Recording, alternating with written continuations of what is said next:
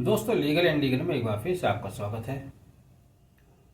आज का वीडियो बहुत ख़ास है आपके लिए, आपके परिजनों के लिए, आपके परिचितों के लिए। आप अधिवक्ता हैं, आपके क्लाइंट्स के लिए।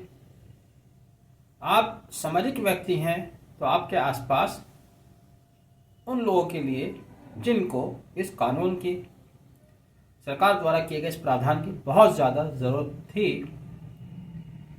मैं बात कर रहा हूं ऐसी दुर्घटनाओं के संबंध में जो सड़क चलते अज्ञात वाहनों द्वारा कारित की जाती हैं और वह बिना किसी को सूचना दिए, बिना कानून के शिकंजे में आए भाग जाते हैं, जिसको कानून में नाम दिया गया है हिट एंड रन।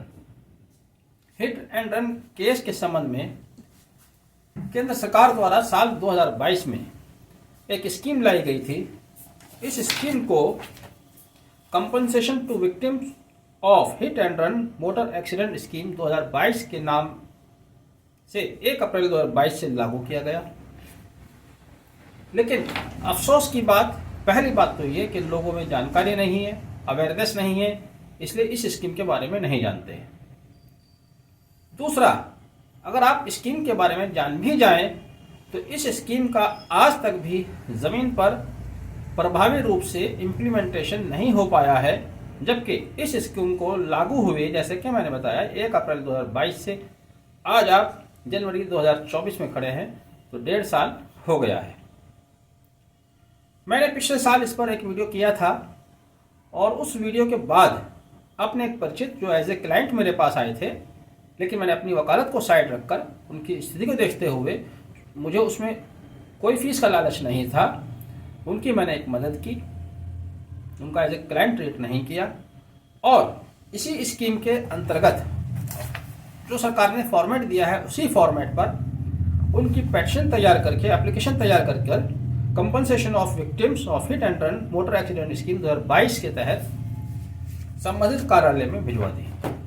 लेकिन अफसोस जो मैंने शुरू में कहा वो ये कि आज 1 साल होने वाला है, अभी तक उस पर कोई कार्रवाई नहीं की गई है, जबकि इसी स्कीम में कहा गया है कि जैसे ही आवेदन प्राप्त होगा तो 15 दिन के अंदर अंदर उसका निपटारा कर दिया जाएगा। अब क्यों इसकी दोबारा चर्चा हो रही है? दोबारा इसकी चर्चा इसलिए हो रही है, हाल ही में माननीय उच्चतम न्यायालय द्वारा एस राजशेखरन बनाम union of India writ petition 295/2012 में कहा गया है कि स्टैंडिंग कमेटी इस स्कीम को प्रभावी ढंग से लागू करे। दरअसल यह स्कीम मोटर व्हीकल एक्ट की धारा 161 के तहत किए गए प्रावधानों के अंतर्गत केंद्र सरकार द्वारा लागू की गई है, जिसके तहत एक स्टैंडिंग कमेटी बन जाएगी। उसी स्टैंडिंग कमेटी के अंडर में देखभाल में एक डिस्ट्रिक्ट लेवल कमेटी बनेगी।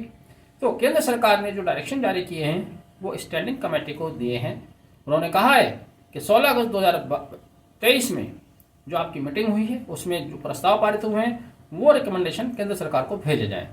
यहाँ मैं आपको एक और हैरत अंगेज बात बता दूं, वो ये कि इस स्कीम में हिट एंड रन में अगर कोई अज्ञात वाहन टक्कर मार के भाग जाता है जिससे उसकी मृत्यु हो जाती है तो पीड़ित के परिवार को 2.5 लाख रुपए मुआवजा देने का प्रावधान है। हैरत की बात क्या है, जो आवेदन मैंने भिजवाया हुआ है, जिसको मैं चर्चा कर रहा हूँ, वहाँ बैठे हुए कर्मचारियों को, अधिकारियों को इस स्कीम के बारे में ही जानकारी नहीं।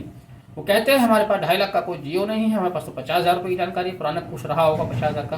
तो इस नए कानून की उनको जानकारी नहीं है, नई स्कीम की जानकारी नहीं है। यही आज 12 जनवरी 2024 को माननीय सुप्रीम कोर्ट ने अपने आदेश में कहा कि लोगों को जानकारी नहीं है, इसलिए स्टैंडिंग कमेटी, एक डायरेक्शन ये भी दिया गया स्टैंडिंग कमेटी को कि उस तरह के प्रोग्राम चलाए ताकि लोगों के अंदर अवेयरनेस आए, जानकारी आए।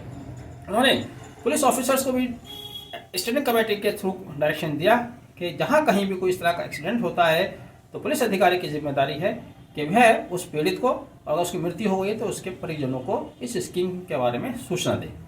तो पुलिस वालों से आप ये उम्मीद नहीं कर सकते, किसी सरकारी कर्मचारी से उम्मीद नहीं कर सकते। इसलिए मैंने वीडियो के शुरू में कहा कि आप लोगों के लिए बात बहुत ज़रूरी है। अगर आप अधिवक्ता हैं तब, अगर आप सामाजिक व्यक्ति हैं, किसी भी प्रोफेशन से हैं तब, अगर आपकी जानकारी में कोई ऐसा व्यक्ति है जिसके साथ हिट एंड रन का केस हुआ है तो आप उसे इस स्कीम के बारे में ज़रूर बताएं। मैं आपकी जानकारी के लिए एक बार फिर इस का नाम बता देता हूं, compensation to victim of hit and run motor accident scheme 2022। तो ये आप अपने परीक्षितों को इसके बारे में जानकारी जरूर दें, शायद उससे उनका भला हो जाए। अब मैंने आपको कहा था इसमें शुरू में कि अफसोस की बात क्या है। एक बात यह भी है कि जब से ये स्कीम ज़मीनी स्तर पर अभी तक नहीं लाई गई है, प्रभावी ढंग से लागू नहीं की गई है, जबकि साल 2022 का जो डेटा दिया है सुप्रीम कोर्ट ने इसी आदेश में दिया है कि साल 2022 में 67,387 हिट एंड रन के केस आए।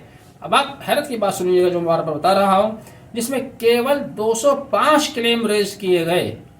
देखिए कहां 67,387, उनमें से सिर्फ 205 का मतलब यह हुआ कि 205 लोगों को ही इस स्कीम की जानकारी हो सकी, इसलिए 205 केस रेज किए गए, क्लेम रेज किए गए। अफसोस के उसमें से भी सिर्फ 95 केसेस का 95 क्लेम का निपटारा हुआ है।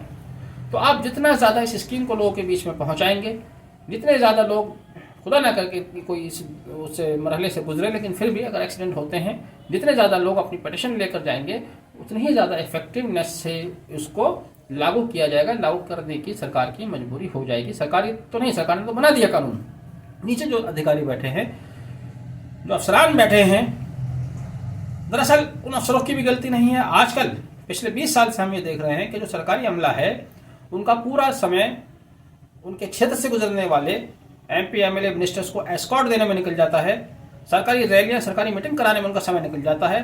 तो जिस काम के लिए वो आए हैं, इतनी मेहनत करके आए हैं, जिस सेवा के लिए वो आए हैं, उस काम को वो कर ही नहीं पाते। फिर भी हमारी कोशिश होनी चाहिए कि हम जो सही चीज़ है वो लोगों तक पहुंचाएं। इसलिए मेरा आपसे फिर से निवेदन है, इस वीडियो को ज़्यादा से ज़्यादा शेयर करें ताकि ज़्यादा से ज़्यादा लोगों को इस स्कीम के बारे में जानकारी हो सके। आपने बहरहाल वीडियो फिलहाल देखा, आखिर तक देखा। Thank you, have a nice day.